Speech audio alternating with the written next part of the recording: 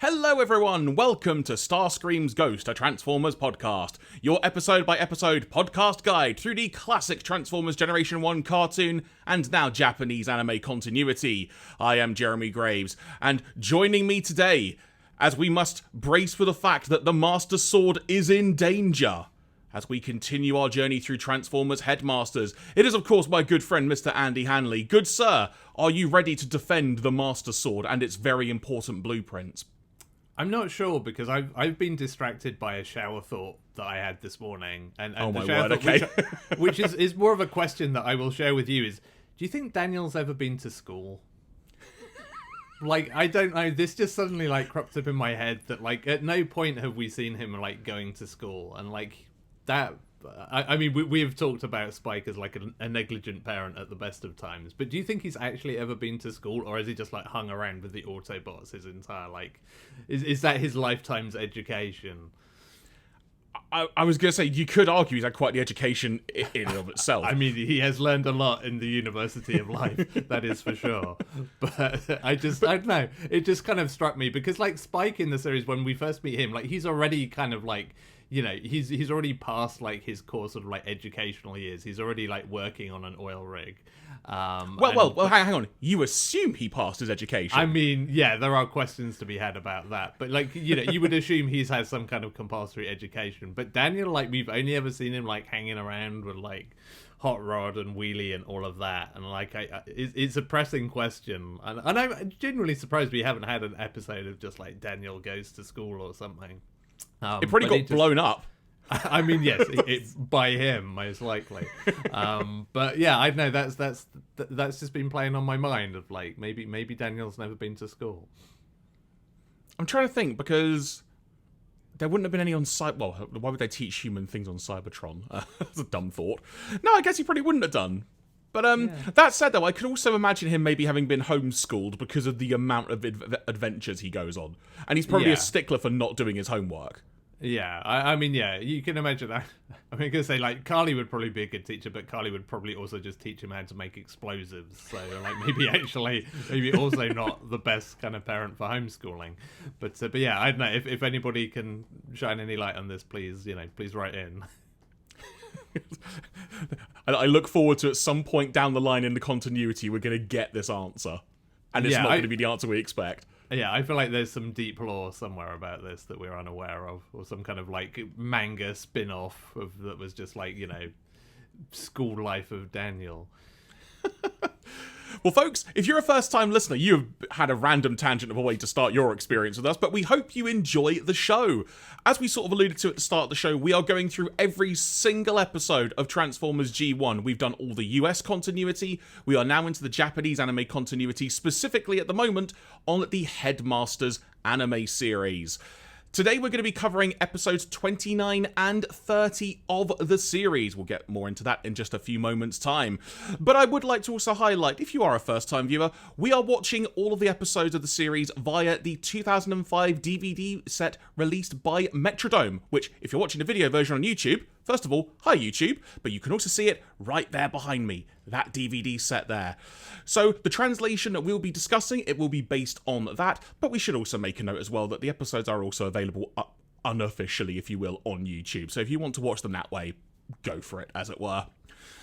Also, Andy, I feel I need to bring this up now because this is podcast episode 47. And some could argue we probably could have done this a lot sooner, but Muggins here, me, just for whatever reason didn't actually enact it until now, but we now have an official URL website address. I mean, it's a very Starscream's plant-esque thing, I guess, that we left the important part until some way into the whole thing. So we left the important part until Starscream was well and truly gone. Yeah, just on brand. Exactly. So to mirror our Twitter and Instagram handle, if you go to starscreamspod.com, that will take you to a nice little hub site with all the links to Apple Podcasts, Spotify, the YouTube channel, everything you need to find our podcast. Starscreamspod.com is the place to go. But I mentioned it a few moments ago, Andy. Today we are discussing episodes 29 and 30 of Transformers Headmasters. Before we get into sort of each of them individually and we dive deep, general thoughts on these episodes and quite frankly how they have certainly put the story in an interesting direction going forward. Yeah, I mean, we've sort of talked like over the past couple of podcasts at least about how sort of the tables have turned and it's gone from kind of consistent victories for the Decepticons to being like, okay, the Autobots kind of feel like they have the upper hands now. Like, they've got some momentum behind them. They've got some sort of notable sort of wins and achievements under their belt.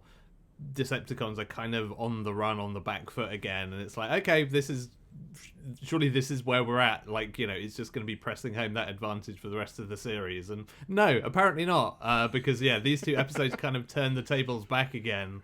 And yeah, we have another kind of the momentum sort of shifts back to the Decepticons, which is kind of, you know, it makes for an interesting cadence for the series. And yeah, you know, these are pretty good episodes for kind of taking us that way. There are some new character introductions that I was really not expecting. Likewise, completely caught off guard. Yeah, I had not thought about that set of toys kind of ever, really, to be honest. So yeah, like that was an extra little frisson. But yeah, like these are a good solid couple of episodes. Yeah, I like the direction this is going, and like you say, because as we're going to get onto, this really does put the advantage firmly in the hands of the Decepticons, which, if we're being blunt about it, Andy, and again, fully appreciating, folks, this is a kid's cartoon, so we are kind of diving deep into this from a different perspective than perhaps we should be analysing it. But the Decepticons have always been on the front foot throughout most of this series so far, but this is the first time where they've really sort of, in a way, gone for the jugular of wanting to be in front. And the Autobots now well and truly having to just pick up the pieces, as you'll all hear in a few moments. Yeah. I mean, this is, again, like, as we know, we're sort of into the end game of the series now, and so, yeah, like, nobody's really messing about around the edges of things. Like, it's pretty much a sort of getting into do or die stuff of everybody has their goal of what they want to do, which is a pretty, you know, definitive one. And yeah, it's just a case of who or what wins out in those terms. Exactly, and should make a little note, folks, in case you're wondering how we're going to be doing the podcast for sort of like the next month or so in terms of getting to the end. Episode 50 will be the finale of Headmasters. We have managed to work this out, Andy, so that episode 50 will be the finale of Headmasters from our point of view. So if you're wondering on that, folks, we'll have some more information on at the end of this podcast for you. But I think now, Andy, we've sort of danced around a little bit. Let's get into the meat and potatoes of discussion. Beginning with episode 29, The Master Sword is in danger. We begin with the narrator saying the following. Scorpnok's Decepticon army has withdrawn after failing to occupy Planet Master. He has vanished after being chased off by Fortress and the Headmasters. We then head inside the bridge of Battleship Maximus, where a meeting between Fortress, the Headmasters, and the Target Masters is taking place. We hear that searches for potential hidden Decepticon activity have just turned up absolutely nothing, but the Autobot Headmasters are speculating that the Decepticons simply may just have left the planet. Fortress and Highbrow, however, are sure they are still on Planet Master, though Hardhead disagrees with this, Highbrow then specifically saying, quote-unquote, "Listen, Scorpnok's transector was made on Planet Master. You also know it's impossible to replenish it on other planets." End quote. So an additional note here, Andy, which I think kind of adds a bit more context in case anyone is jumping in blind to this podcast. In the past few episodes of the series, we've heard that the Decepticons' task, as it were, or their goal, is to find out the material the Master Sword is made from. So that is what their end goal is, because they want to build this weapon to counteract against Fortress Maximus. So the likelihood of them still being on Planet Master because they can't otherwise create it and or replenish their own energy for the Scorpnok transector, it actually does make perfect sense. Yeah. I think it's part of this conversation. There was a moment that amused me where I think it's maybe like Chrome Dome, who says like, oh, the Decepticons can't have built a base on Planet Master that quickly. And it's like, well, you must be new here, because if there's one thing we know from this podcast, it's that the Decepticons are very good at building bases incredibly quickly. So, you know, maybe not the best kind of theory to go with. But yeah, generally speaking, yeah, it kind of... it kind of makes sense. Like, I feel like have they mentioned the whole like transtector thing only being something you can replenish on Planet Master before? Because I mean, we've not really hung out on this planet before, and there's been quite a lot of stuff going on. So I was like, well, must have a mighty big battery in that case. Yeah, because we've seen them collect lots of energon in the series so far, but that was obviously just in general, just making things into energon. But in terms of replenishing energy and such, we've not come across that exact detail before, so it sort of muddies the water a little bit on that. But the idea of having to make the weapon on Planet Master because of the material it's made from and such, that totally makes sense. Oh yeah, that absolutely, and yeah, the general theory is sound, but yeah, I definitely got caught up on that kind of like that little wrinkle of like, well, how often do these things need replenishing? Because you know we're like almost 30 episodes in, and it's kind of this is the first time we've spent any time on Planet Master really. Well, literally, we've been there for what, an episode, if that? Exactly. Now, the conversation continues, and Point Blank, one of the Target Masters introduced in the last podcast round of episodes, is poking the bear early in this particular story, because he adds to the conversation by saying, quote-unquote, highbrow, you're hopeless at combat, but you've got a sharp mind. Yeah, there's like great kind of like mixed message, like praise there. Just like, yeah, just you know, bury the good news with some bad news. Why don't you? And as you alluded to, the scene ends with Chrome Dome convinced that Scorpnok and co. is still on Planet Master. We then cut to a view of Planet Master from orbit at this point, but then we quickly go underground on the planet itself. The narrator saying, quote unquote, this is a huge cavern many hundred meters below Planet Master's surface. As Chrome Dome suspected, Scorpnok is hiding there. So we see that Scorpnok is holed up in this massive cavern, but the Decepticons have also assembled a large amount of machinery to process ore and perhaps other materials. Now, by luck, after escaping the previous battle underground, if you will, or by going underground, the Decepticons have now discovered the minerals necessary to create a powerful alloy, Andy. Now, in terms of what this alloy could be named, we've had a variety of different names of things in this show. And the alloy name that they went with, Andy, was G-Metal. Yep. I mean, I was expecting like Master Metal or something like that, or Space Master, I don't know. But G-Metal is not what I had on my bingo card. I was trying to figure out where the G comes from. I mean, it does, to be fair, their explanation does sort of like clue you in on that, but yeah, that is not the most obvious name for it. Like, that sounds like something that, I don't know, a motherboard would be called, or some like dumb, like trying to be kind of rad and edgy piece of computer hardware, like in the 90s, like, yeah, the G-Metal range of graphics cards or something. Or it's just a subgenre of heavy metal that no one knows yet. Oh yes, yeah, absolutely. It's just kind of like, it's a fusion of jazz and metal. It's like G-Metal, I don't know. So we then get a bit of dialogue at this point, because there are experiments going on involving laser beams testing the strength of G-Metal. Weird Wolf saying, quote unquote, if we can reinforce the transector with G-Metal, Fortress has had it. Mindwipe adds to this by saying, we were lucky to find it.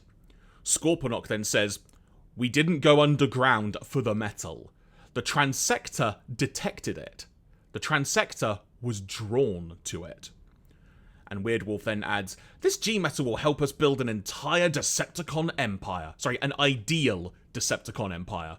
Which in itself, Andy, is an interesting turn of phrase. Yeah, I mean, sounds a little bit Nazi, to be quite honest. But hey, this is the Decepticons we're talking about, so, you know, sure, that's probably actually scans. I mean, look, to make a Gundam reference here, if the Decepticons are going to do anything, they'll drop a freaking colony in a heartbeat. Oh, yeah, exactly. I mean, that's, yeah. They've blown up planets, Andy. I put nothing by them at this point. And I honestly wouldn't be surprised if that was kind of like a deliberate choice of that turn of phrase to kind of evoke that a little bit. But, you know, maybe I'm giving them too much credit, but it's a very interesting turn of phrase for sure. As the conversation continues, we, the viewer, learn that shields forged from just general metal are simply not strong enough to stand up to the Master Sword, and Scorpnok has put in motion a plan to learn the secrets of the Master Sword. Scorpnok saying specifically, which I'm going to have fun trying to figure out what this means, Andy, in some ways, but we'll go with it. G metal withstands 3000 G, but the Master Sword can withstand more than 10,000 G. That's why I want to know the secret. Again, what the G represents, I don't know. Half part of me just thought grams, but then I thought, nah. It can withstand up to like 10 kilograms of force. Impressive. I mean, I assume that they are kind of like subtly referencing like G-force, like, you know. Good point. As kind of like 3,000 Gs of kind of, you know, of that sort of pressure versus 10,000, because those sound kind of impressive numbers there, in comparison to grams, perhaps. So yeah, I'm just assuming that this is the whole thing, that it can withstand like incredible G forces, which doesn't really make sense still, but it's the closest I could get in my brain to something that kind of scans to make sword good. So sure. But what that also did do, though it does sound a bit random the way they phrased it, is it does emphasize just how much stronger the Master Sword is compared to what they currently have. Oh yes, yeah, like over 3 times the strength is probably like the marketing blurb on the Master Sword. And then the scene ends with Scorpnok saying that to win against Maximus, they'll have to use a trick. We then go to Battleship Maximus, where Daniel is playing video games, specifically his light gun game, where Daniel is shooting at Scorpnok, seemingly. And then Wheelie puts forth his latest idea, which, Andy, involves the conversation between the two happening as follows. Wheelie: I had an amazing idea. Daniel then says, what is it? Tell me. As you know, Planet Master is where Chrome Dome became a headmaster. Yeah, says Daniel. I could become a headmaster on this planet. Daniel then simply bursts into laughter, which I appreciated very much, and just says, it's impossible. It is the correct response to this whole thing. Because to be fair, that is basically what I did as well. I was just like, oh my god, just imagine. It's like, you haven't caused enough problems, Wheelie. Now you want to become a headmaster? So the conversation then continues a little bit more. In response to Daniel's line of it's impossible, Wheelie simply says, why? Chrome Dome and the others were Transformers from Cybertron like me. Daniel then chimes in and says, that's true, but... Wheelie cuts him off. But you can't ever become a headmaster. But I can, because I'm a Transformer. I've come to Planet Master. I can't let this opportunity pass me by. At which point you're just thinking, Wheelie, must you? Yeah, and also, have you not seen the Rebirth where Daniel literally becomes a headmaster? So, that's the grand irony of this, is like, actually Daniel has been more of a headmaster than Wheelie in the entire oeuvre of the Transformers canon. So, joke's on you, Wheelie, as per usual. Now, as Wheelie is saying this, Daniel's entire tone, demeanor, and body language just changes in a blink of an eye. He walks over to his bed, because seemingly we're just in Daniel's bedroom now, and he just pulls the covers over himself and says in a notably more dulled tone, do as you please.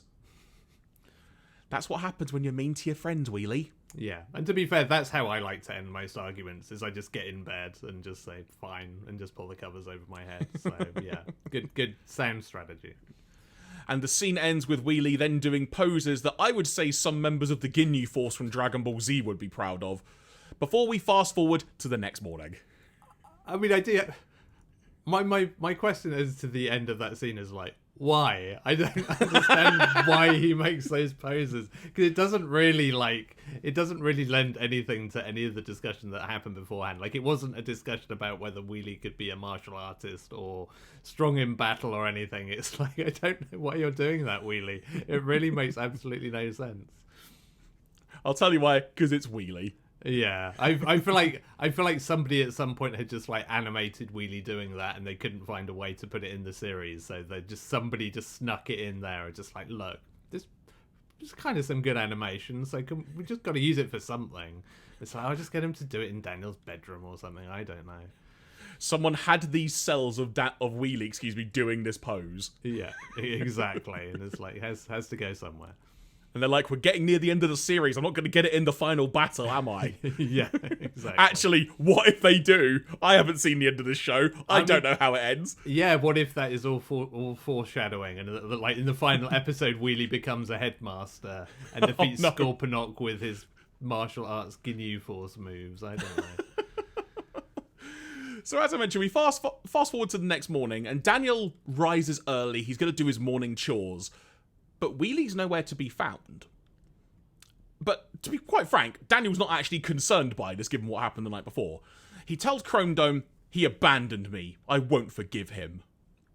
But in truth, Wheelie has simply decided he's going to make a change, and a positive one in his mind, because he's gone, Andy, on a training run. And by run, I mean jog. And by jog, I mean meander. Yeah, I mean, if only the Autobots had some kind of gym where he could do that in the safety of the confines of their base. I do have a more important and pressing question though. Do you think that vacuum that Daniel is using is also a transformer, or is it just a normal vacuum? I wasn't prepared for that as usual. Because that was my first question. Like, do you think that's actually like a transformer, or is it just like a normal vacuum that they brought from Earth? I don't know how to answer that, I'm not gonna lie. But I suppose the other thing is, what do you think Transformers think of like Earth machinery at this point? Like, if they see a vacuum cleaner, just like, lesser robot.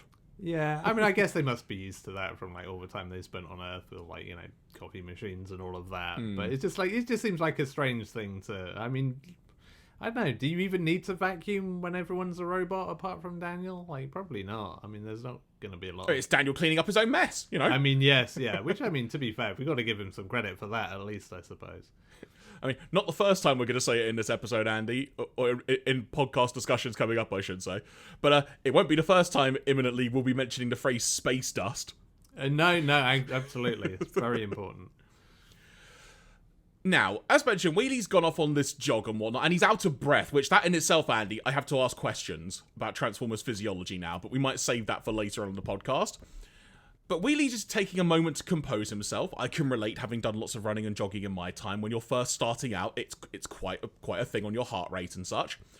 Then the ground just gives way beneath him, and it's almost like he's being sucked into quicksand or something.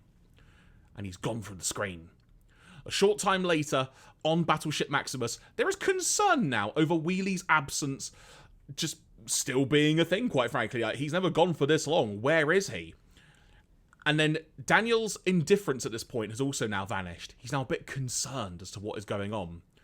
The Autobots meet and are about to go out and search for him, when suddenly they receive a transmission, because if there's one thing we know, Andy, it's that Decepticons can simply just hack into the communications of the Autobots. We've seen it happen on more than one occasion.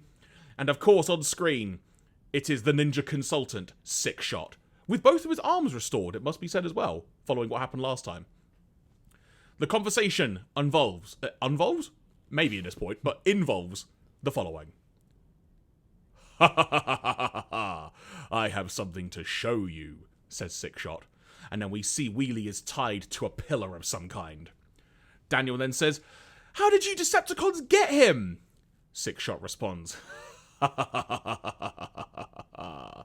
So you understand, we have a hostage." Chrome Dome then says, "What do you want?" "The secret of Fortress's Master Sword." And Fortress just reacts with, which is quite funny.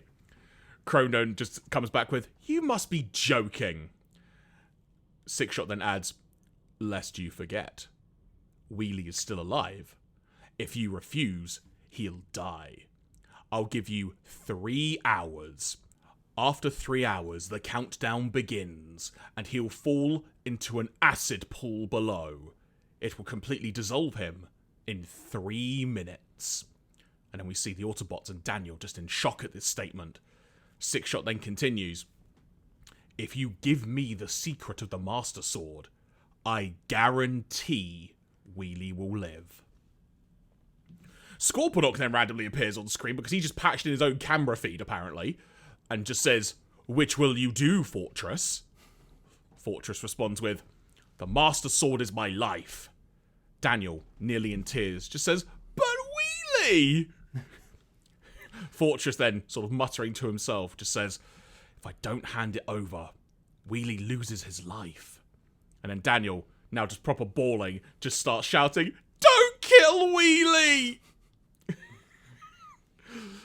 And the scene ends. I really liked this scene because it sort of threw in a few interesting tidbits, as it were. Also, the fact that, ironically, Wheelie wanting to better himself was ultimately now probably going to cost him the Transformers everything, quite possibly. So that was the funny part. But I also just like the idea now that after what we saw in the last episode of Six Shot just torturing, what was the guy's name? Was it Jack? Yes, yeah. Yeah, after Six Shot just torturing Jack and whatnot, now we're sort of getting like a new level of it, and the Decepticons just in their base, which I'm assuming is just Scorpnok underground, they just have an acid pool on standby. Yeah, I imagine they take it with them everywhere they go. It's, important piece of kit. But yeah, I mean, this is actually like, as much as there is hilarity to be had from like the idea that the Autobots would be like, well, if you're taking a hostage, like you've picked a pretty, pretty low grade. It's like between that and like the entire future of Earth and the universe, it's like, no, you can keep Wheelie, it's fine.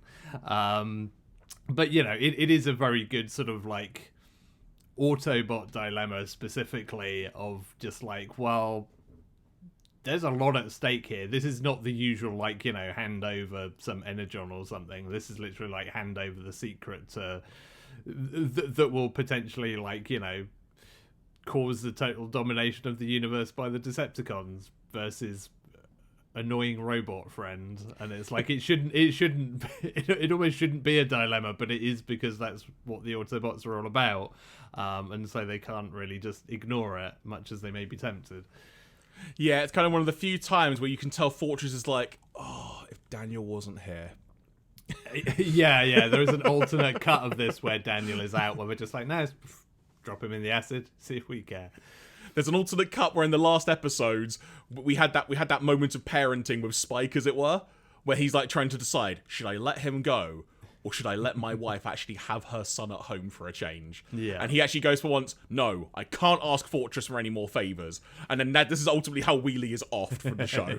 Yeah. And I mean, again, to be fair, that is also like another angle from this, because this series has not been shy about offing characters. Like, there is legitimately a bit of like a dilemma here of like, oh, they could actually do it. Like, this seems unlikely, but the show has done weirder stuff up to this point. There is also then a quick side scene where we can see that the Decepticon Headmasters are guarding Wheelie and they're mocking him at the same time for falling into their very simple trap. Yeah, which I quite enjoyed that, to be honest. It was a good little cutaway scene, it's got to be said. Back on Maximus, Point Blank, the Target Master, says the following. We should reject their demand. Sacrifices must be made in war. You, Commander, ought to know that a leader must make difficult decisions.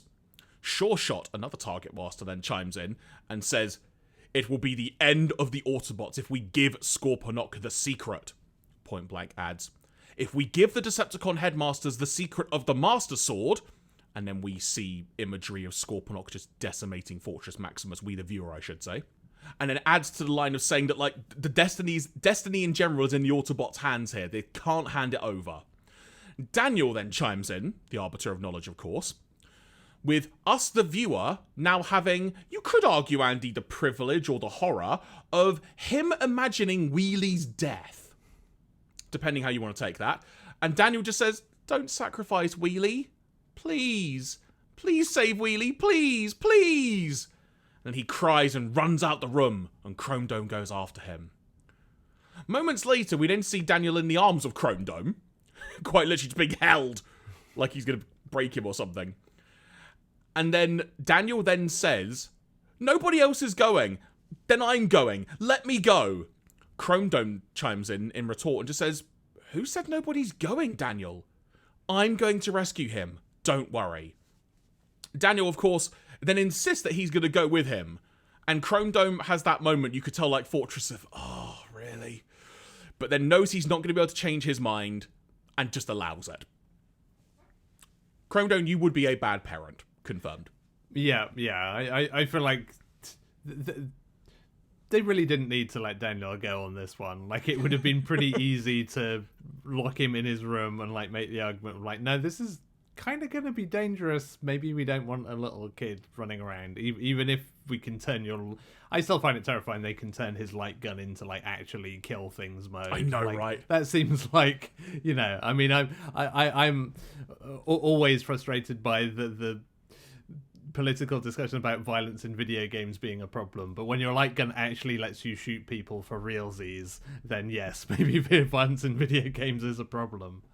Well, it's funny you mention that, because Highbrow then comes and finds them, like, just before they're leaving, and Chrome Dome noting to his colleague that he still remembers the layout of Scorpnok from when he was looking at all the blueprints when they were trying to find out the weakness from a few episodes prior. So a nice bit of continuity there. Yeah.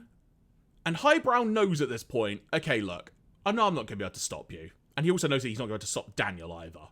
Which you could call into question, Andy, given that Chrome Dome was told to sit on the bench a few episodes ago when he got too emotional about stuff. Could have been a case to do that with Daniel, but that's a discussion perhaps for another time.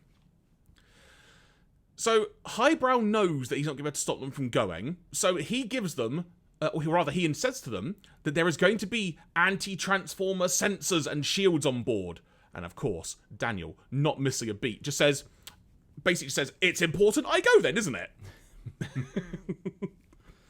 So Highbrow decides that there is something else he can do to help them. Now, as you mentioned, Andy, Daniel's video game gun, the Nintendo Zapper, if you will. He upgrades it from being not just a Zapper, but with a simple, he grabs it, click of a button underneath by the look of it, and hands it back and just goes, do you know how to use this? And now it's just an actual laser gun. What the heck? Yeah, I can imagine, like, kids across Japan with their own, like, this light gun game that was tied into this show being like, why doesn't mine have that button? Like, I want a replacement. Now, how do they get off of Battleship Maximus, some of you may be wondering? Well, they hide on the train bots, so they're also now involved in this grand plan, with Highbrow covering for them by saying that the train bots are simply going on reconnaissance.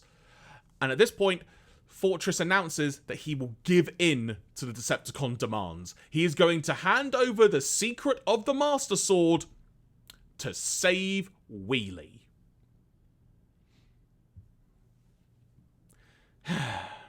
Point blank then just says, why don't you understand how hard warfare is, Commander? And then we see Fortress just tapping away at his console, and the narrator then chiming in saying, only Fortress knows the secret of the Master Sword. He is about to reveal it all to Scorpnok in order to save Wheelie. Just to really reinforce that point, everybody. Should be said that we later see that Highbrow is forced to admit that Chrome Dome and Daniel have gone to rescue Wheelie, and this prompts Fortress Maximus to take off and head to where Scorpnok is. So the thing doesn't last for long, but it does happen. Yeah, and this is, again, I mean, we'll be getting into this as time goes on. Like, it continues to be the recurring theme of, like, Chrome Dome does his own thing, and maybe not always for the best. We'll be getting into that in a few episodes' time, as it were. We sure will. But also, this was also a moment that kind of made me miss the more eloquent era of Optimus Prime, who, like, I feel like there were at least a couple of episodes in, like, the original G1 run where there were similar kind of things at play, and Optimus Prime always had a very eloquent, like, well, look, with the Autobots, we've got to, like, protect life no matter the cost, and we've got to try and make this work somehow. Whereas kind of Fortress is just more of a kind of like shrug, like, what are you gonna do? Not quite as compelling to his associates in terms of what they should be doing that is morally right here. Now, after the train bots have let Daniel and Wheelie go, as it were, Daniel and Chrome Dome go. Chrome Dome then transforms into his vehicle mode, and what we do get, Andy, which I think is the first time that we've seen the inside of this. But we get to see Chrome Dome actually driving his transector with a passenger on board from inside the cab, if you will. Which is a random detail, but I like that. Yeah. No, I was quite like the interior design of Autobots when it comes to stuff like that. So it was cool to see. We then see them successfully evade the Horicons simply by driving really frickin' fast into Scorpnok. There's no other way to phrase that. And this is where Daniel and his ability of being a puny human comes in handy, because he sneaks under infrared alarm beams while randomly wearing incredibly random sunglasses as well, it should be said. And then he makes those alarms go away.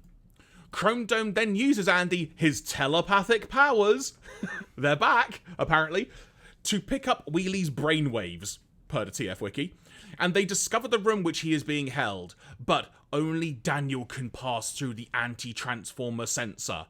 And after deactivate it by simply walking through and flicking a switch, they go in to save Wheelie.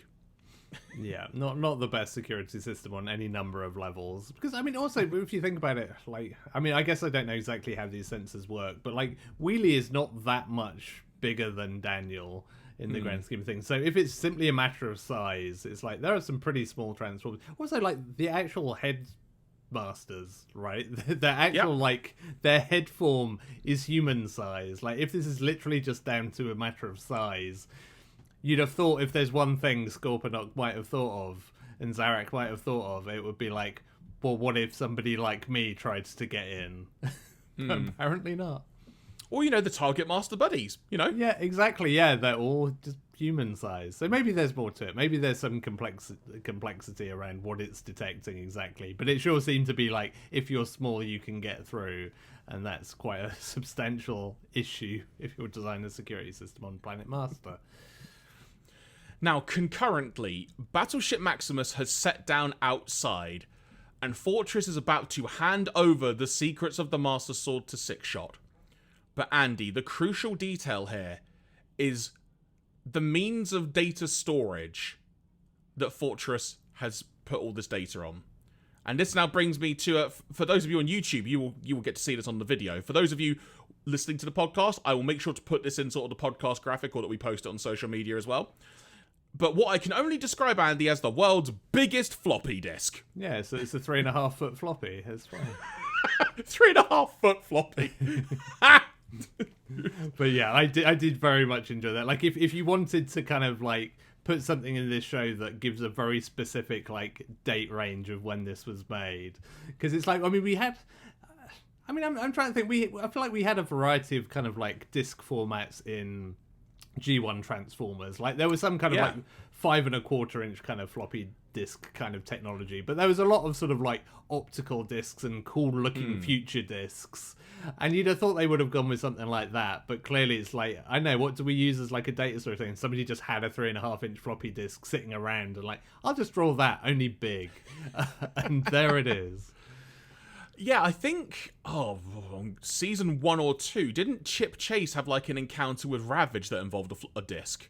Yeah, there were quite a few kind of like disc-based shenanigans, and some of them were very much cool future, like almost sort of precursor. Well, I guess they were kind of around like the early CD era and sort of laserdisc sort of size kind of things that were sort of looked kind of cool. Some of them were just generic sort of future tech things, but no, not on Planet Master. Apparently, the floppy disk is still king. Only other thing I can think of, in an attempt to give Fortress a defense for only having a 3.5 foot floppy, as you say, is what if it's because their technology is just a bit outdated, having been stuck on Planet Master for so long? I mean, yeah, absolutely. But I mean, yeah, this would have been. I guess that's the thing for the time frame when this was produced. Then, like, this was clearly counted as like cutting edge to the animators. So that's all that matters, really. Now, as Fortress is about to hand over this disk of data to Sixshot, there is a great line in response to Sixshot when he's saying, actually, I want to check the data before we finalize this transaction, as it were. And he responds with, I am the Autobot commander. Would I give you a fake when Wheelie's life is on the line? Honestly, I was kind of hoping that this was foreshadowing that that's exactly what they were doing. Yeah. Because, like, that is, Autobot or not, that's the smart move, right? You put some fake data on the disc, and you're just like, here you go. This is, and you could deliberately like, you could make a version of, like, oh, hey, this is how you, like, make the Master Sword that is almost right, but also contains one big flaw that you then know about. But apparently Fortress isn't that smart, as we'll get to. I know, right? It's incredible. Also, Six-Shot just accepts that answer, so he's also potentially a bit gullible in and of himself, trusting the Autobots like that. Yes, yeah. And I mean, this is always the interesting thing with, like, sort of hostage situations, right? Is you have that awkward moment of somebody has to go first. And it's like, well, no one's going to trust, like, the Decepticons not to screw you over, because, yeah, they would absolutely take the disc and then just drop Wheelie in the acid, and then everyone would win, arguably. But, you know, that's always, that's the thing I always like about these sort of, like, hostage transfer situations, is there's always that, like, uneasy back and forth of, like, are you going to screw us over? But, like, I feel like there's at least, again, not to be like, oh, I miss Optimus Prime for this entire episode, but, like, I feel like there was at least one or two points in that series where, like, the Autobots just lie, and they just kind of, you know, they deceive the Decepticons, and it's like, this is a really good time to do that, Fortress. Like, if ever you were gonna, you know, do something a little bit shady, this seems like a justified moment. Completely agree. So now, as all this is happening, we see that Wheelie has been found by Chrome Dome and Daniel, as mentioned, and we also now get to see Six-Shot being told over a radio that they've escaped. And Six-Shot now having to do that thing of, what do you mean they've got out? I'm right in front of him. Which is a really fun moment.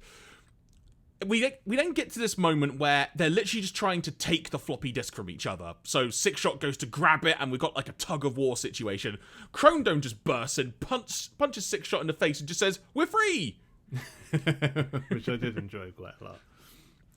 And Wheelie and Daniel head back into Maximus. But now, all bets are off, because it's time for your big fight of the episode. We've got to sell some toys, as it were, folks. We get the Headmasters and the Target Masters from both sides emerging for a big firefight. During of which, we get a brief tease that all is not well between the Decepticon Headmasters and Decepticon Target Masters. There's a little bit of infighting going on, so whether that comes back to have more of an essence of the story as we go along, we shall see. But Andy, the surprising part about this battle, as you alluded to at the start of the podcast, we randomly get the debut of new Transformers, just completely without warning. We are introduced, in the heat of battle, to the Duocons. We see 2 road vehicles and 2 aerial vehicles, as I put it, just sort of going towards the battle. And the way this works, per what we saw in the show, is one of each, if you will, so 1 vehicle, 1 road, combined together to make a new Transformer. And with that in mind, we are introduced to Battle Trap and Flywheels, which, great names. Also, love this concept. So good. Yes, yeah. Like, I was completely, like, thrown by this, because I was not expecting these guys to turn up in a Headmaster series at all. And it's also, like, because this is very much, like, puts a sort of a carbon dating on this for me, because, like, I feel like the Duocons was sort of one of the first sort of Transformers, like, new things that they did that I didn't own any of or wasn't really into as a kid, because I was sort of starting to fade out of Transformers fandom at that point in time. Like, Battle Trap and Flywheels are, like, definitely names that I recognize and sort of remembered vaguely from the comics, but, like, I don't know, I feel like I'm not even sure that I ever saw the toys around in the UK. They probably were, but, like, I feel like this was sort of, I was sort of starting to fade out of kind of being into Transformers at that point. So it's like, oh, okay, this is not expected to see this in this series, because I thought it would, you know, be something that would come a bit later. So, quickly glancing at the TF Wiki when it comes to the Duocons, it is noted that in the comics continuity, and there's 2 sort of additional notes here, of which, first of all, I'll say, note 1, in this continuity, the Marvel, the Transformers comics, they function as triple changes, changing between modes without splitting, it says. And then, additional note 2, events from the UK-only comic storylines are in italics. In this sort of section, they've got various storylines. But the first part of their description from a comic continuity point of view is the Duocons were part of Scorpnok's army of Decepticons on Cybertron and travelled with him to planet Nebulos, following their Autobot enemies. and written in sort of in brackets to that is Broken Glass, which I'm assuming is the name of the story, if that rings any bells for you. Yeah. I certainly, like, I kind of vaguely remember those characters kicking about here and there, and yeah, that was kind of about it. So yeah, we're introduced to the Duocons again. I think they look really freaking cool, and it's my first ever introduction to them as a whole. So for me, this was like, oh mate, they look great. Yes, and I mean they are like another kind of. I feel like this was a pretty good sort of era for at least kind of decent concepts for the toys. Like the Headmasters and Target Masters thing is pretty cool. Like the Headmasters in particular, I always thought were very cool. And yeah, like, I mean, as a kid, like, it's a toy, but it's also two toys. Like, that's a pretty good selling point in itself. And you know what is also different when it comes to the Duocons, Andy, is for their debut, they actually got a pretty good showing here. They demonstrated that they didn't need to transform to combine. It's just like almost like a flash of light, if you will, is how they do that. And in the midst of all the confusion of these new Transformers just bursting onto the scene, the disc is blasted from Fortress's hands, and it's grabbed, and now it's passed around like a rugby ball, if you will, between different people, just going from faction to faction, back and forth between the Autobots and Decepticons. There are also some oddly proportioned Transformers, Andy, so despite the animation during most of this episode being really, really cool, there was an odd moment of some proportions during this sequence. Yeah, I think it's Weird Wolf in particular that has a really strangely big head compared to his body. He almost ends up being like a sort of chibi, super deformed character, but completely by accident. Which, to be fair, like they're being kind of ambitious with that scene in terms of like the perspective and the viewpoints that they're using. Not the sort of thing that you normally see, certainly in this series or kind of in animation in general. So I can understand why they had some tricky times with it, especially probably given other constraints. But yeah, it does look super weird in places. Ultimately, though, Andy, Chrome Dome gets the floppy disk.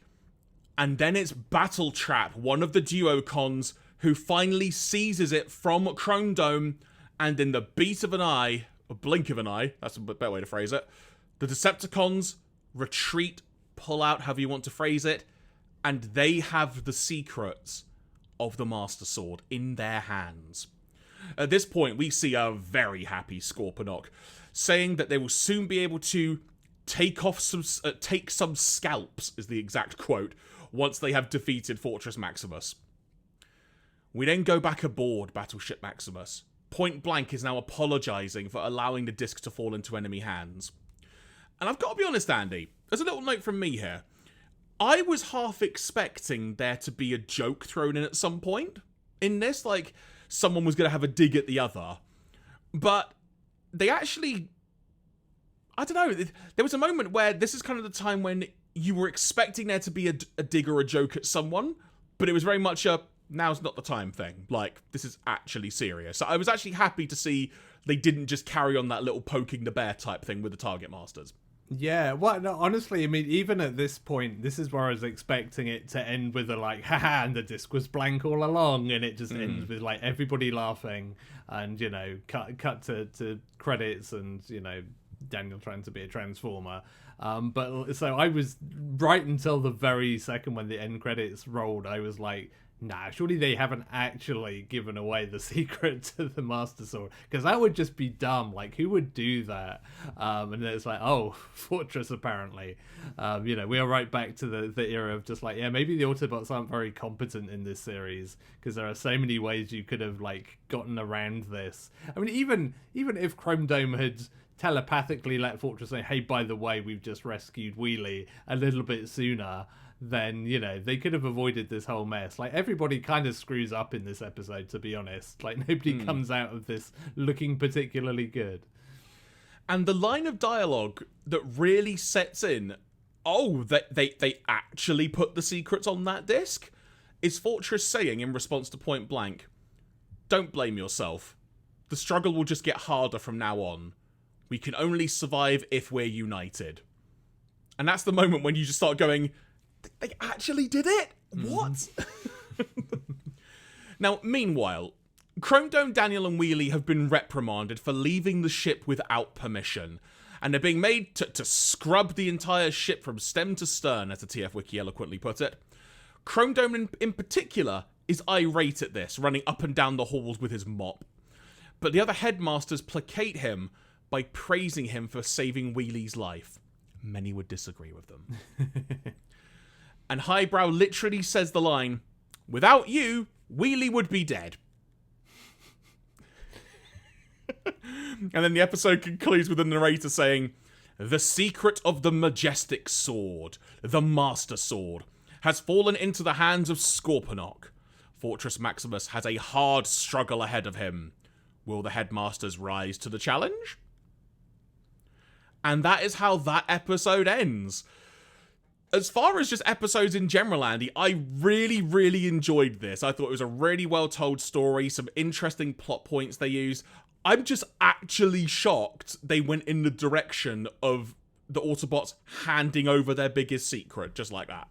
Yeah, for sure. And again, I feel like this is also one of those moments that's a real sea change from your classic, like, G1 episodes. Because the general setup of this could have been any episode of Transformers, like, pre this series, pre-Headmasters. But it would always have ended with the Decepticons either screw up, like, you know, they would have rescued Wheelie and then run off, or, like, they would have got the disc and there would have been nothing on it or whatever. Like, it would have ended in defeat. But because we have this ongoing continuity throughout this series, and because there's clearly a need and a desire to turn the tables again and to kind of put the Decepticons back on the stronger footing, that's kind of why this ends up the way that it does from a narrative point of view. And as much as it makes Fortress look really stupid, not least with his massive floppy disk, you know, it's, from a narrative point, it's kind of juicy, because suddenly it's like, well, the one big thing, because, you know, we've had so many episodes of, like, what's Scorpnok's weakness? Like, you know, clearly he's already scared of the Master Sword. Now Fortress knows how to use it to end him, basically. And so now that's shifted back around again. Like, the one thing that was, you know, the kind of the guaranteed winner for the Autobots is suddenly not, potentially, at all. So, you know, it's a pretty interesting proposition as we go into the sort of final chunk of episodes of the series. So from there, I think we should get over to the TF Wiki, have a look at some of their notes. There may be some more details that we can sort of elaborate on and such. Beginning, first of all, Andy, with the TF Wiki notely pointing out that the light gun was also previously changed into sort of a weapon as well in the Mystery of the Space Pirate episode. Yes, yeah, no, I remember Wheelie being Daniel being quite a hot shot with it then. So yeah, it's just like, maybe you should stop letting a kid use that thing. That's all I'm saying. Real world references. Now, we talked about the Ginyu Force pose. This is actually kind of elaborated on, but it actually makes more sense now when I read this note. After Daniel covers himself with a blanket, part of Wheelie's posing is taken from the transformation pose of the title character of Kamen Rider, another show produced by Toei Animation. Okay, so yeah, they're just a little bit of cross-promotion. Continuity errors.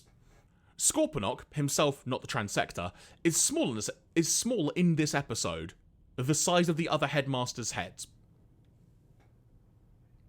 That's been on par, hasn't it? Because he was tiny earlier in the series when they did that fake shadow joke.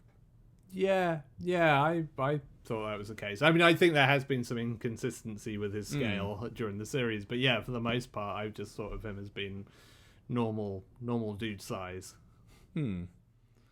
Quite rightly, Andy, why don't the Horrorcons raise the alarm after Chrome Dome blasts past them in vehicle mode? Yeah, I mean, I guess they're just stupid. The simple answer. They also note here that apparently the Duocons' names are switched when they appear. Oh, yeah, I guess that's true. I was also thinking about the Duocons again. Like, they must be, like, the only toy range that only had a Decepticon version. Because there aren't any Autobot Duocons, I don't think. Because, like, everything else, like Headmasters, Target Masters, you know, Power Masters, I don't know, actually. But they were Decepticon Power Masters as well. Like, you know, all of the other kind of ranges, they always had Autobots and Decepticons. But the Duocons, you'd have thought, having made two of them, even if they only made two, they'd have had, like, one Decepticon, one Autobot. But they're just two Decepticons, which is... I might be drawing a blank. What about triple changers? No, because you had Blitzwing and Springer, so you had one on each side. Good point. Springer was sorry. Oh, and then, Springer was so forgotten about. I'd forgotten about Springer. Yeah, well, I mean he's dead now, so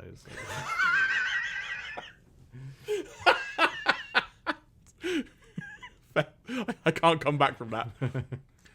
So, trivia notes. Wheelie tells Daniel he can't become a headmaster, but Wheelie himself can because he is a transformer. Actually, humans will become... Oh god, Andy. This sentence. Humans will become headmaster juniors in the near future. no.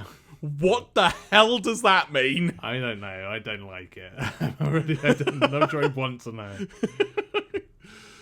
The information on the Master Sword is kept on a massive floppy disk. Behold the future! So, hey, it's the Duocons in their animated series debut, where they actually come from. However, this is never explained. Mm-hmm. Yeah, it's kind of weird how just completely out of nowhere that is. In a stark departure from the series' established norms, the Duocons transform via a shimmer of red effect bubbles rather than any visual meaningful way, excuse me. This is especially weird given how simple their actual transformations are.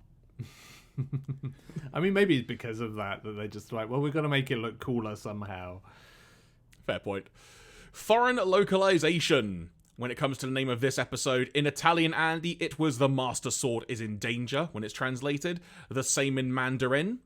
When it comes to English, the Omni Productions dub just actually called this episode Crisis on Planet Master. Okay, that's fair. There are two additional notes.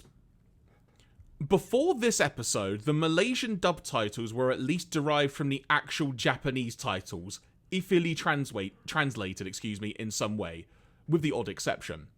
However, from this episode through until the final two-parter story, they abandon all pretense of even trying to translate the Japanese titles and just slap random, if not inappropriate, titles on them. Oh, well, I look forward to hearing some of these as we move forward then. They also add that the dub gets the Duocons' names the right way round. Oh, well. You've got to give them credit for that, at least. And the Shout Factory US DVD version called this episode The Secret of the Master Sword is in Danger. That was the subtitle name. The menu name was just The Master Sword is in Danger. Yeah, so. I feel like somebody made that copy to verbose, but it is, it is a more accurate description, so. Couple of additional notes here. Weird Wolf bizarrely says, quote unquote, Scorpnok's transector when speaking to Scorpnok himself. I mean, maybe he's just confused by the whole Scorpnok and Zarak thing as well at this point. It's like, I don't know which one is which, so whatever. As a team name, 2-in-1 is appropriately translated as Duocons. However, when Battletrap and Flywheels use it as a transformation call, it is left untranslated. I did enjoy that as a thing as well, the fact they shout 2-in-1. It's a really cool little detail, but it's really fun. Yeah, it was just a good bit of marketing for those toys as well. So 100%. And that concludes episode 29, Andy. So before we move on to episode 30, any additional notes, anything else you noticed, any random things I may have got wrong and such, do tell. No, I think this was, like you say, it's a good episode. And again, this was a very good episode in terms of like, I want to see what happens next. Like, it's kind of it leaves things in a good place of just like, is this going to go straight into some really dire times for the Autobots? Because, they're in a bad spot here. Like, how quickly can the Decepticons make their G Fuel or whatever they need to do to, like, oppose the Master Sword? Like, where are we going with this? Indeed. So with that being said, let's move straight on. As we advance to episode 30, the Zarak shield turns the tide.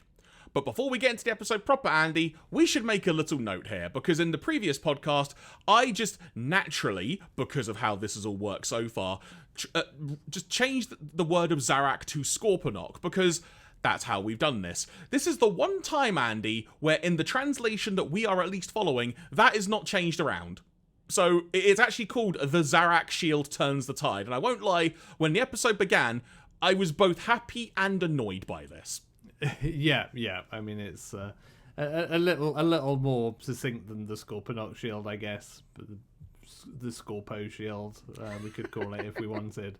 But yeah, I mean, I guess it's shielding, even via that nomenclature, like it's shielding Zarak as well. So I guess it's fine. It's shielding them both.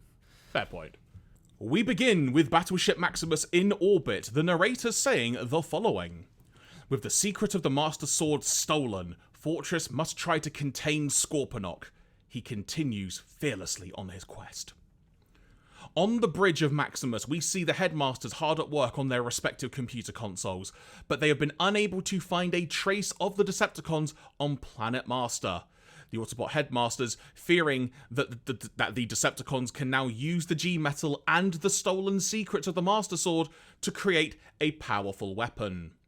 The Autobots then begin diverting their attention to searching in space, and it turns out they are right to do that because we, the viewer, can see that Scorpnok is no longer on Planet Master.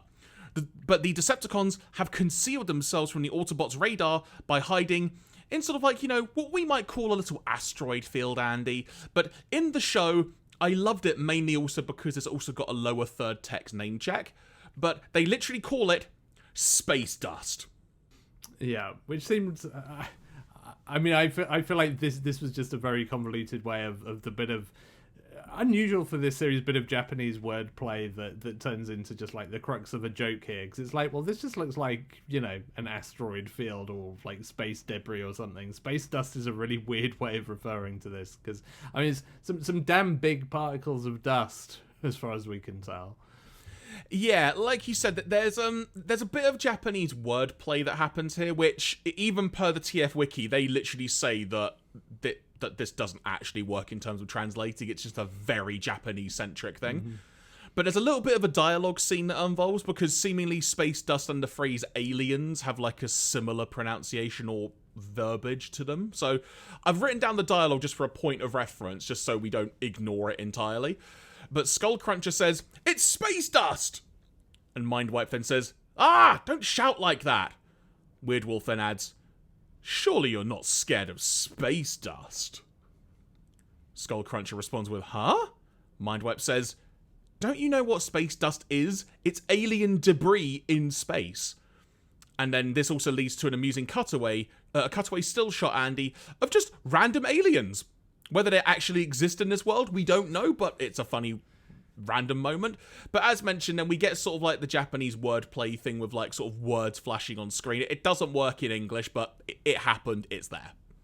Yeah, indeed. Yeah, it's because I feel like this is the only time that this show has really done that. Like most Japanese media, you get a lot of wordplay stuff because it's very easy to have some fun with Japanese wording. So yeah, like this is like the only time I've seen this series do it, and it's a shame that it doesn't translate better, but here we are.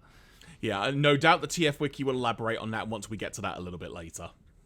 So Skullcruncher is just getting ribbed mercilessly because of all the space dust malark.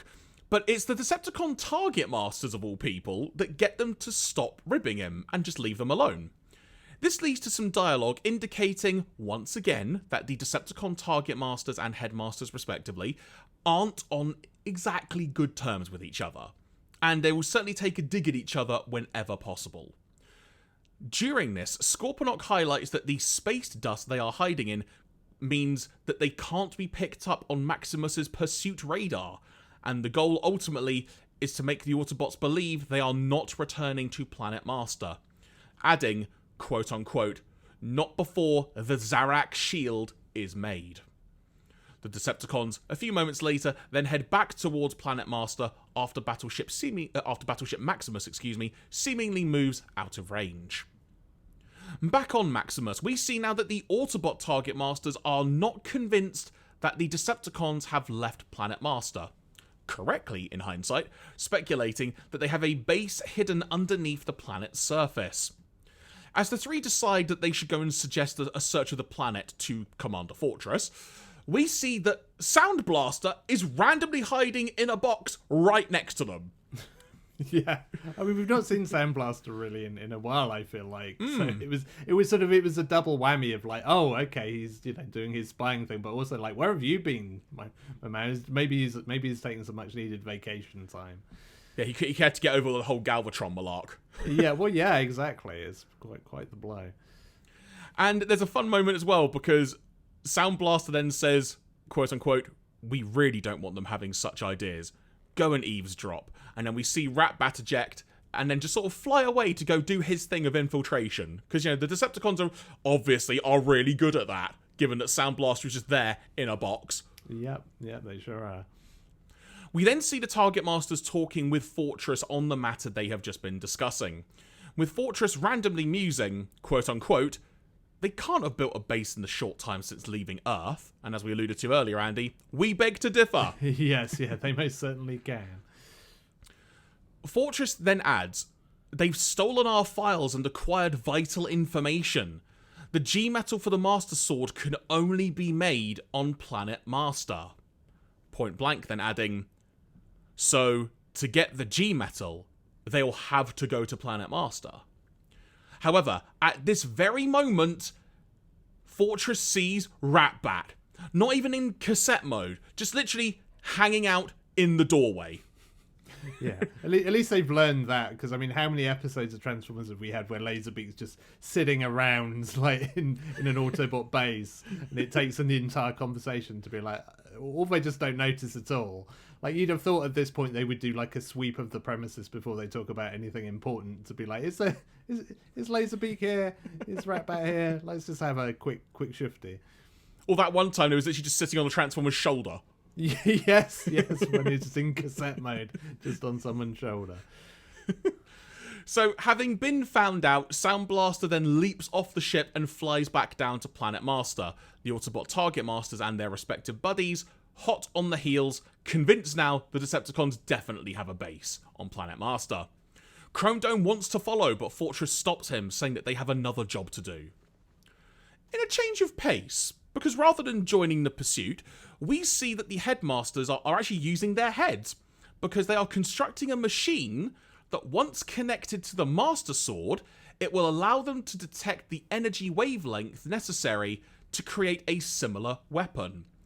Meaning, based on what we just heard, that if the Decepticon weapon that they're going to make, i.e. to be more powerful than the Master Sword, has to sort of emulate the same process and the same material, they will be able to detect it accordingly. We get a glimpse of the size of the Master Sword as well compared to regular Transformers in the cargo hold, Andy, and it's flipping massive, which is really weird given that Fortress has to pull it out of like a console in front of him usually. Yeah, I mean, there's a lot of weird size stuff that happens in Transformers with things like, think about Megatron, like his little gun, big robot.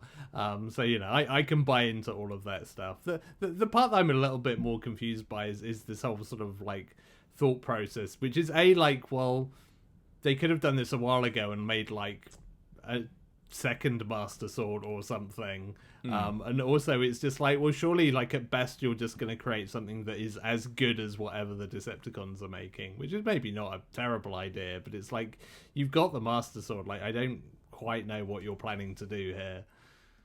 It's a fair point now you mention it. Yeah, actually, now you mention that, good point. So we go down to the surface of Planet Master. The Target Masters land amidst a rocky landscape, but they are ambushed by their Decepticon counterparts, who were aware of their approach thanks to Sound Blaster's advance warning, because Sound Blaster is a good Transformer. Once again proving their worth.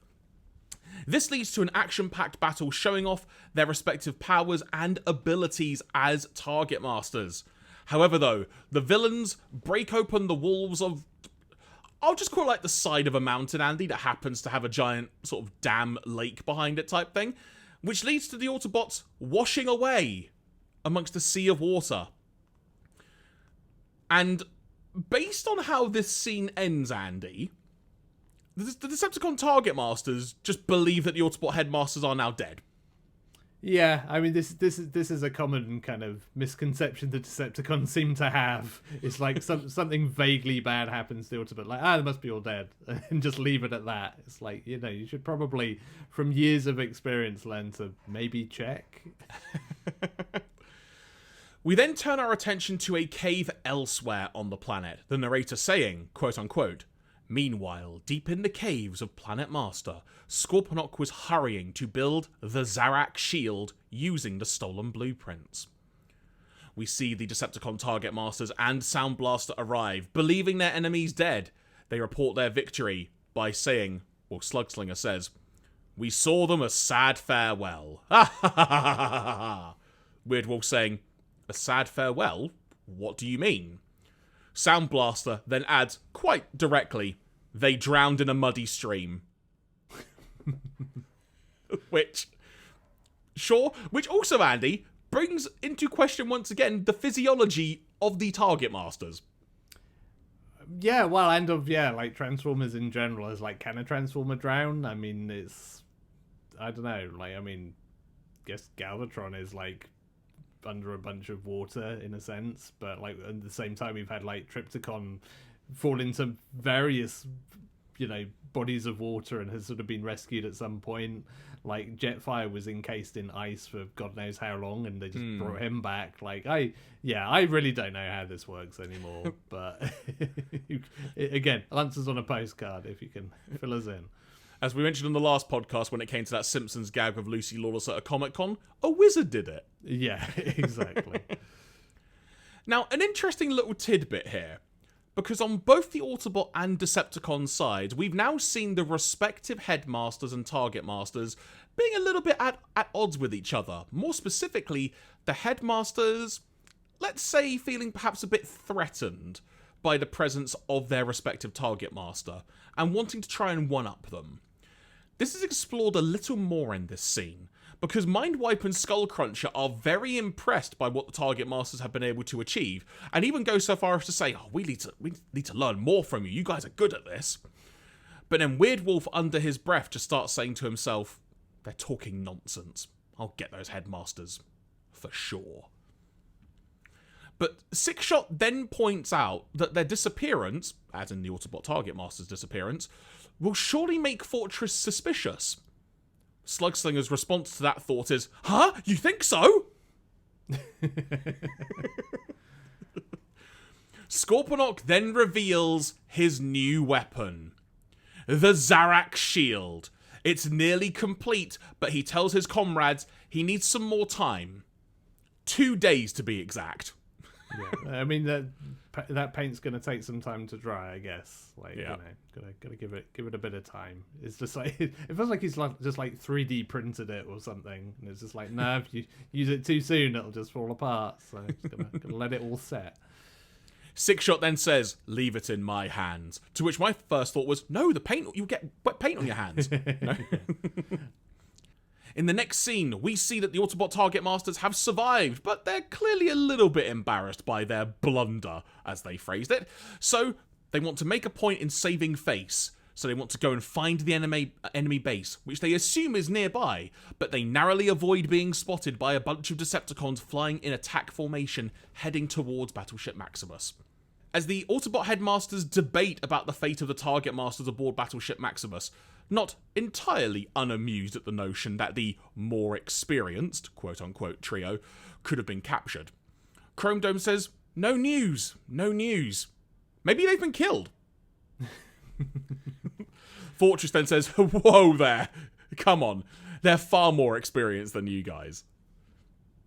At that moment, a report is received by the Target Masters. A quick sort of sidebar note here, Andy. Fortress refers for the first time to point blank simply as blank. So there was a few more references to that, but in terms of a shortened down name, I think that works, though I do just prefer hearing point blank, quite frankly. Yeah, because I feel like just calling him point doesn't work, but blank kind of sounds like a bit of an insult to him. So yeah, there's not really a good shortened version of that. Call him Blanky, I don't know. Blanker. Yeah, get a copyright from Street Fighter years later. Yeah, exactly. And their suspicion of there being a cave nearby is going to be proven correct very soon. So naturally, what all this is coming towards is a big battle and some paths being crossed.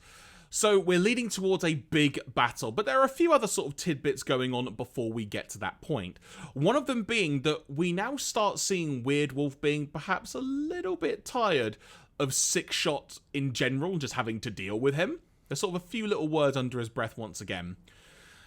And what is now happening at this point is the Decepticon party, if you will, they're sort of flying through the air, but they're not attacking. And they're sort of just flying in random patterns, forcing Maximus to follow them. The idea being that Six Shot had was to lead them astray so they get further away from the cave, allowing more time for the paint to dry, if you will. But Fortress starts to realise pretty quickly this is probably a form of deception, and changes the course back towards the location the Target Masters had originally reported. Once in range, their big machine detector-y thing that they built, it goes off and the 4 young Autobot headmasters disembark the battleship with now a portable handheld version of said device in hand, and they make their way to the base accordingly. At the same time, Andy, Weird Wolf decides he's had enough of all this trickery and running around. He wants to do some damage. So, as we have seen multiple times during this show at this point, we've seen numerous ways that the Decepticons have attacked. But it's fair to say, Andy, that one device in particular has proven very successful for the Decepticons throughout the course of this Headmasters series. That, of course, being a timed explosive. Yeah, I mean, it's like, you know, if it works for you, then keep doing it. And the Decepticons have certainly, not been shy to jam time bombs on literally anything they can get their hands on. I mean, we had like a whole episode not that long ago of just having to clean up the mess of all the stuff that they'd left behind. So yeah, so someone has been beavering away in the bowels of Scorpnok. I don't want to say that. Somebody has been beavering away. That's where the acid pool is. Yeah. Someone has been beavering away, just making a heck of a lot of time bombs, I suspect. Yeah, and of course, we've seen literally 2 planets be destroyed. It's how the Target Masters got created as well. You know, there's been a lot going on with these. And this is what Weird Wolf has in mind for Maximus, as we see him planting 2 timed explosives with 100 seconds on the clock. Now, for whatever reason, Wheelie and Daniel are topside watching the, at this point, it's got to be said, Andy, really nice animation when it comes to a sunset that appeared on screen. Yeah. Did look really good. But they hear some random sounds, and Daniel has his Nintendo Zapper poised as they go to investigate. The narrator then tells us, to distract attention from the bomb he has planted, Weird Wolf makes sure he is found. And what we see, Andy, is Weird Wolf being a team player here for the Decepticons in a good way. We deliberately see him catching the attention of the Autobots, or in this case Daniel and Wheelie, by tapping on the hull to distract them from the possible location of the bombs. We end up having a brief gunfight between the 2, if you will, but Fortress comes to their aid and Weird Wolf retreats. His bombs, though, are still in place and the Autobots are none the wiser that there are 60 seconds, or 60, left on the timer. Yeah, I do question why, they find Weird Wolf just, hanging around and, knocking on things on the outside of Fortress, and nobody kind of joins the dots of, what was he doing? He's clearly, he's not just there to see what the outside of Fortress's hull sounds like when he bangs on it. There's clearly an ulterior motive why he's here. From Weird Wolf's perspective, surely it would have been better having surreptitiously placed those bombs to just leave, and nobody would have been any the wiser. So I do question some of the strategy here, but hey, it works out for him, so sure. In an attempt to try and provide a potentially logical answer to that, Andy, maybe it was just Fortress thinking, Decepticon distraction tactics again, except this time they're literally on my ship. Yeah, I mean, there is that. And I do see, if you focus the attention away from where he's placed the bombs, then he's hoping that, it gives enough time for the things to go off. So, I can't question it too much, but it just seemed I don't know if this is the best, way of going about this. Back on the planet's surface, the Autobot headmasters are following their mobile detector device that leads them to a dried-out lake bed. It's so dried out that the Earth actually gives way beneath their feet. I feel like we're having a little bit of deja vu here, Andy, saying this. And it sends them underground through a number of caves and caverns and such. Now, it turns out that this is actually where the Decepticon base is, and they see this. But we also see that the Autobot Target Masters have already entered the caverns and have sent their small little Target Master buddies into the base to investigate accordingly. But as we've seen time and again at this point, the Autobot Headmasters are a bit gung-ho in their tactics, and they provoke a battle when they give away their location to the Decepticons. During this time, we also get a good glimpse of the power difference between the Autobot Headmasters and the Decepticon Target Masters, when Slugslinger quite literally just knocks out Hardhead with a blast from one of his guns. So we get a good indication of the power difference here. Yep. I mean, they are at least continuing. Yeah, we're not having the usual thing of like we big up these characters for an episode and then they're suddenly really weak. At least we've got some consistency of like, no, they're strong, especially in a gunfight, as they should be. The Autobot Target Masters, sans their buddies who are still infiltrating the base and such, now run in to help their comrades, but Slugslinger is less than impressed to find out now that the Autobot Target Masters are in fact still alive and they did not drown. A firefight breaks out, which Scorpnok is less than happy about, him saying, "Why do they have to attack at such a crucial moment?" And my response to that is, it's good storytelling. Yeah, and also they're not gonna. You can't really put up a sign outside to say, "Hey, come back tomorrow." That's not really gonna work here, my friend. Just wet paint. Please come back later. Yeah, exactly.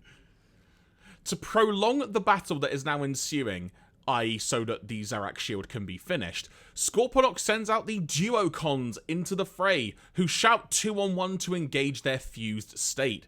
At which point the Autobot Target Master partners, little buddies as it were, emerge from the base, and they reconnect with their bigger comrades. With no options left, Scorpnok has to load the unfinished Zarak shield aboard his transector, which, a fun little anecdote, Andy, but because it's in Scorpion form, the way he loads it on, it looks like the Scorpion is eating the shield, which was quite a cool little thing. Yeah, it was kind of an enjoyable little visual.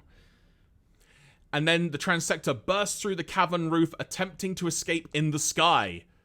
But Battleship Maximus is blocking the path. But at that exact moment, Weird Wolf's explosives suddenly detonate, crippling the ship, allowing Scorpnok to escape.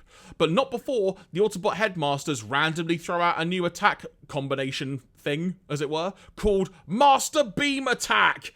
And they shoot Scorpnok and leave him with a bit of smoke coming out of his bum. Yeah. This is quite an enjoyable little kind of set of events because there's quite a lot going on here, and it's sort of like everybody comes out of this in a little bit of a mess. So it's quite a nice little resolution to this whole thing. With these few extra moments bought, Scorpnok is able to put the finishing touches to the Zarak shield on board his transector. He then says, "It's done. Now we can defeat the Autobots." Ha ha ha ha ha. We then see Maximus flying through the sky, and the narrator concluding the episode saying, "In spite of Fortress's efforts, construction of the Zarak shield has reached completion. However, the Autobot Warriors of Justice don't give up easily. One day for sure, they will bring down the Decepticons." Spoilers. Right? And the episode comes to an end. So that was the end of that episode, Andy, which, again, another really fun episode to watch. We're building up the stakes. We're getting a lot of payoffs to earlier, storylines from the series, and just the way it is still constantly ramping up, and we really are getting to the final part of the series now. Really, really enjoying this. And I also like how there are little elements we've discussed that seem illogical, perhaps from a storytelling point of view, but overall, everything that's happening is also making total sense. And it really shouldn't be a plus point to say that, but I'm really happy to see that. Yeah. Well, especially over the course of like a 30 episode plus series, like, it's one thing to keep consistency in like a two-parter, but like, there's been a lot of moving parts throughout this series, and it mostly manages to keep all of that stuff together in a way that's kind of quite pleasing to see. And yeah, this is a good episode. Like I feel like especially it's one of those episodes that maybe takes a little longer than it might like to kind of get going and to pull everything together, but like it ends really strongly, and again it leaves things in an interesting state of affairs where like Fortress and Scorpnok are both taking some damage, but yeah, like the Zarak shield is ready. It's like, okay, who moves next? Like, where are we going with this? And yeah, it continues to be at that point where it feels like every episode could be the last, almost. Like, we know it's not because we know how many episodes there are coming, but you know, it feels like anybody could deal the decisive blow at any moment at this juncture. Definitely. And I think from there, let's perhaps elaborate on a few details here. So let's head over to the TF Wiki and see what they have to say about this episode. Continuity notes. The Decepticons stole the Master Sword in the previous episode, as we have talked about. Before now, we've always seen the Master Sword simply appear from the heavens in a flash of light when Fortress becomes Fortress Maximus. This is the first time that we get to see it actually stored inside Battleship Maximus when not in use. Yeah. I feel like we might have even like discussed that exact thing of like, where does it come from? So yeah, now we know. As anyone who owned the Scorpnok toy will realise, the Zarak shield is the claw shield that the figure is equipped with. Scorpnok has been using that shield at various times throughout the series, though, so presumably this is a new one he's made out of G-metal that looks just like the old one? Yeah, or maybe he's just like reinforced the old one and it just, you know, he's just like plastered a bunch of G-metal over the top of it. So yeah, it's, but yeah, I mean, again, that's pretty smart kind of like narrative versus selling the toys to make it a thing that actually comes with the toys so that you too can recreate, you know, the potential death of Wheelie, I don't know, in your in your play session. The Headmasters have quite suddenly pulled a new power out of their butts in this episode. Without even being combined in head formation, they are able to shoot an energy beam from their hands, which merge into one large Master Beam attack. And they never use it again either. Yeah, you see, I think this is one of those things where like I feel like I'd seen this before, but I think it's just because I'd seen the clip of this online and had just like assumed that, oh, this must be a thing that I've seen them do before. But yeah, I mean, again, powerful enough to do Scorpnok some quite significant damage. Should probably use that a little bit more often. To be honest, like all those fights where they've just kind of stood around and watched like Fortress take on Scorpnok is like, well, if you shot him as well, then maybe you could do some damage. But you know, there you go. Completely agree, mate. Honestly. So trivia. Okay, so the whole aliens and space dust thing, the thing just doesn't translate into English well. Skullcruncher is confused because the Japanese word for aliens and space dust are homophones, which is in brackets here, uchujin, as it's written, differentiated in writing by only one character. The show really spells out the puns step by step, actually showing the written words on screen and having the different characters flash. Case in point, and then it gives an example literally on this page of alien and space dust and how they're written. It is very similar, barring the last character. Mm-hmm. In the Omni Productions dub, how the hell do they handle this? We're about to find out. Mindwipe and Weirdwolf just totally changed the topic of conversation to have a drink with some aliens. Making fun of Skullcruncher because he doesn't know what aliens are. Which is nonsense. Yeah, that doesn't really... I mean, it's if there's one group of people who I would not expect to like manage to find something to do with the subtlety of a bit of Japanese wordplay, it's the Omni Productions dub. So yeah, no huge surprise there. Do you know what though? In terms of possible ways of not doing that wordplay, it isn't the worst idea in the world. What they try, it's just not the best. No. I mean, to be fair, the space dust thing is like they've done their darndest in the version that we've watched, but yeah, it's kind of. The whole Uchujin thing, there's no way of making that sound good. In another example of puns that don't translate well into English, when Brainstorm and Hardhead report no energy reactions or contact from the target masters respectively, both use nashi, as in without or none. Chrome Dome follows up by saying nashi 3 times, and it's not even an autumn fruit, but this time its meaning is for the Japanese pear, sometimes called the Asian pear. Japanese word puns are fun. Yeah, this is why I would never want to be like a localizer of Japanese in particular, because yeah, there's a lot of this in pretty much everything that comes out of Japan, and it's always hard. In vehicle mode, Maximus apparently has a balcony that is open to the vacuum of space. This is fine for the Autobots, but they're pretty blasé about it. And presumably this would be a big warning sign for their human friends? Yeah, I mean, nothing that a wizard can't fix, I'm guessing. Fair play. Considering the Autobot target masters literally just flew into the vacuum of space, the Decepticons claimed that they drowned is particularly a bizarre assumption. I mean, yeah, that's a very good point when we talk about the physiology of just like, yeah, like if you can survive with no air in space, then yeah, drowning is definitely off the table. In terms of foreign localization, we've already had an interesting note or two there, but specifically in the foreign localization section of this episode, the episode title in Italian was Lord Zarak's Great Shield. I like that. That's really good. In Mandarin, it was The Zarak Shield Reverses the War. Yeah, okay, of course they're good. The Omni Productions dub called this The Brink of Death.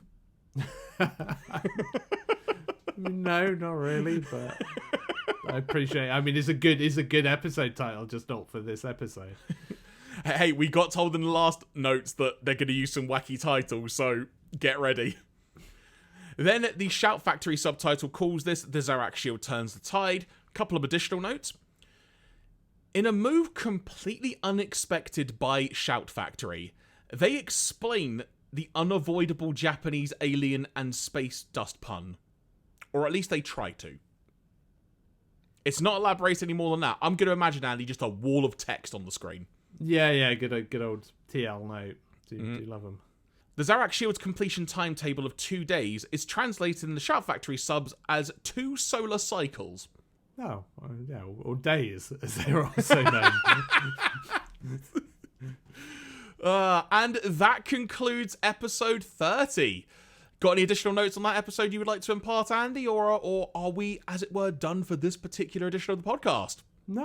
I mean, it's another good one, and yeah, we're definitely at a point in this series where just like everything matters. Like, you know, it feels like it's going to be all killer, no filler from here on in. Hopefully, even the episode where Daniel makes friends with Six Shot, which apparently is coming up. So, wait, what? That's a thing? I'm pretty sure that's one of the episode titles. Is like Six Shot is Daniel's friend or something. Oh, amazing. I can't wait for that. Or as the Omni Productions dub calls it, like the brink of oblivion, probably.